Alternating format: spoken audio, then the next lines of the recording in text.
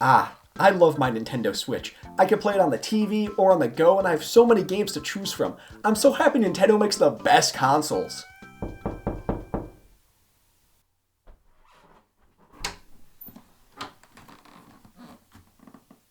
Oh god.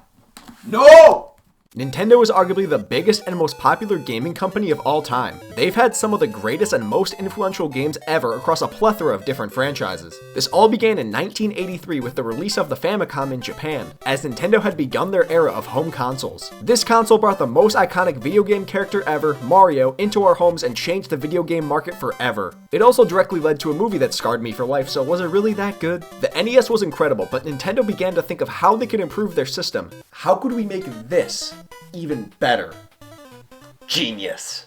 The Super Nintendo was basically the NES, but times 2. 2 times the buttons, 2 times the bits, 2 times the color. I don't think that one is actually true, but everything is so much more colorful and just pops. Some of Nintendo's greatest games were released for the Super Nintendo. A Link to the Past, Super Mario Kart, Super Metroid, Super Mario World. They really wanted you to know this console was super, huh? They even expanded with some new franchises like Donkey Kong Country, F-Zero, and Star Fox. The Super Nintendo didn't sell quite as well as the NES, but it definitely was the better console. I mean, it has Earthworm Jim. It's on a whole nother level. And then the Super Nintendo was immediately outclassed by my childhood console, the Nintendo 64. What else do I need to say other than 3D? The video game industry was changed forever with the likes of Ocarina of Time, Super Mario 64, Donkey Kong 64, Star Fox 64, Pilot Wing 64. Damn, and I thought putting Super in front of everything was lazy. I could go on and on about how incredible the N64 was, but I'm sure you all know that. Nintendo knew how to improve and make each console better than the last. And, unpopular opinion, the GameCube is better than a Nintendo 64.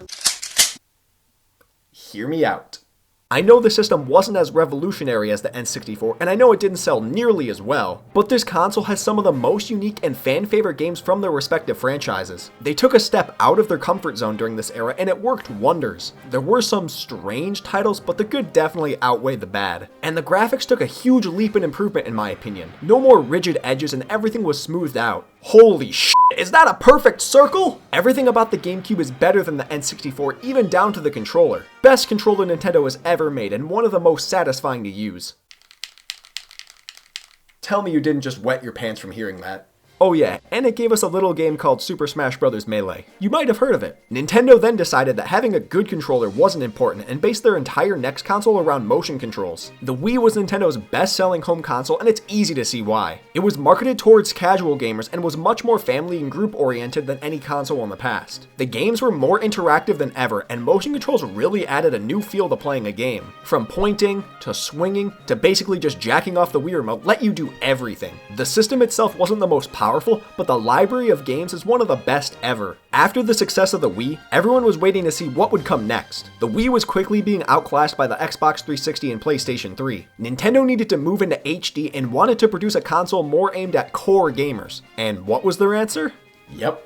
The idea for a new console began in 2008 when the Wii was at its height. They knew the casual video game market wouldn't last forever and wanted to pursue the core gamers as I mentioned earlier. Rumors started floating around as early as 2010 for a Wii HD, but that was shut down pretty quickly as Iwata stated that there was quote, no significant reason to add HD to the Wii when they could just save it for a new console. The Wii U was officially revealed at E3 2011 by the GOAT Reggie. It's only been a few weeks and I already miss you. So today, welcome to the world of Wii U.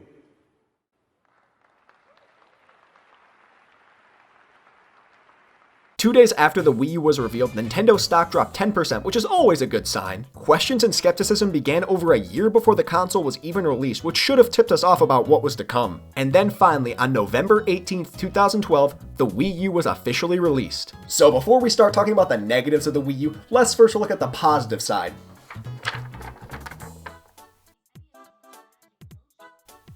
Okay, now that that's out of the way, let's start with the name. Wii U? You couldn't come up with a better name for a console following the Wii? I know that part of the reason it was named the Wii U was because the Wii was aimed more at families and was meant to bring people together as the name Wii implies. And they wanted to keep that theme while still showing that this console could cater to core gamers, which is where the U comes from. But let's be real, Reggie was lying through his f***ing teeth when he said that. I love you, Reggie, but you cannot tell me that the name came from actually trying to aim this console at hardcore gamers. You just wanted to keep the Wii name since it was so popular, and the U was just a cool letter which made it sound fancy. But even by some small chance they did intentionally name the Wii U for those reasons I mentioned before, that's still stupid as fuck, because why are you aiming at hardcore gamers with the Wii brand when everyone associated Nintendo as a family gaming company? If you're gonna switch your audience, you need to switch your branding too.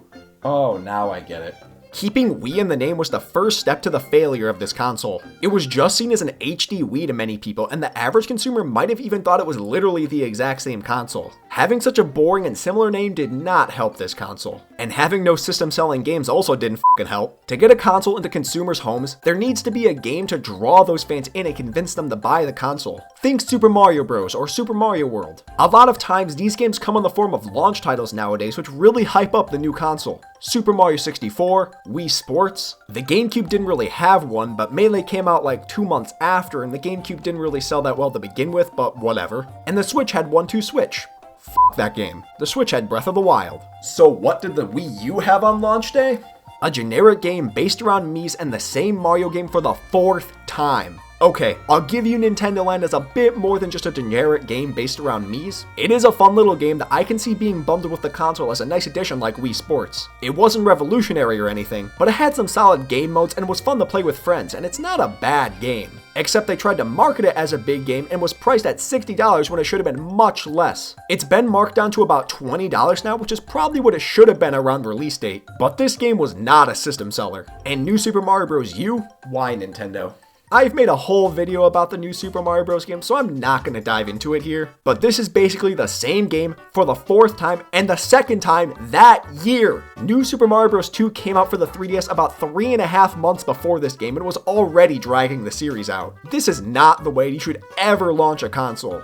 Good launch titles really help market a console, but you know what else does? Having a controller that isn't the biggest gimmick I have ever seen.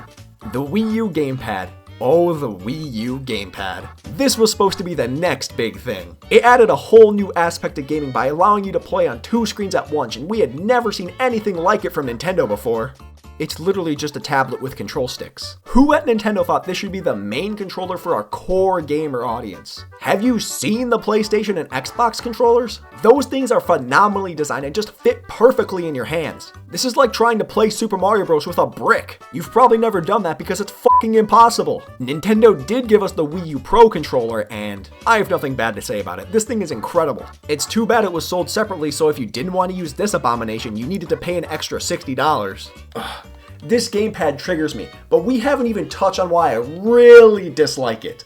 Because the gamepad was a gimmick used to sell the console, they tried to implement it into everything. To be fair, this makes sense because why would you make something like this if you're not going to use it? But you can't just make entire games that don't use the gamepad at all, then throw in some tiny detail or little function that could be used only by the gamepad. The Wii did it perfectly by adding motion controls to games so that the games really needed to be played on the Wii. Sure, sometimes the motion controls made me want to punch a hole in the wall, but it was never a last-minute addition to any game. But the epitome of what I am talking about with the Wii U comes directly in its launch title.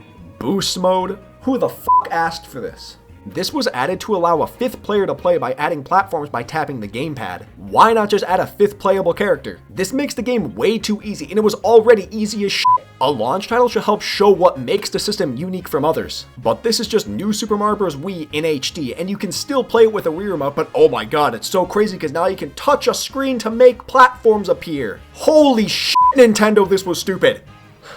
I said I wasn't going to talk about this game, so let's just move on. Move on from New Super Mario Bros. I mean, I'm not done with you yet. There are loads of games which you have to look at the gamepad when it's so unnecessary. Games like Star Fox Zero has both the option to play in third person on the TV or in the cockpit on the gamepad. You can't aim very well with the TV view, but you can't move well with the gamepad view. Combined with it being motion controlled, did anyone think this through? Just give the option to switch views on the TV like every other game of this style. Kirby and the Rainbow Curse uses the gamepad in the way it was actually intended. You draw on it and it shows up on the main TV. This is actually pretty fun, don't get me wrong. But ask yourself this, did this game really need to be on the Wii U? This could have been a 3DS game or even a mobile game. You never even really used the TV, and it was just a way to market this game for $60 because Nintendo knew they could get away with it.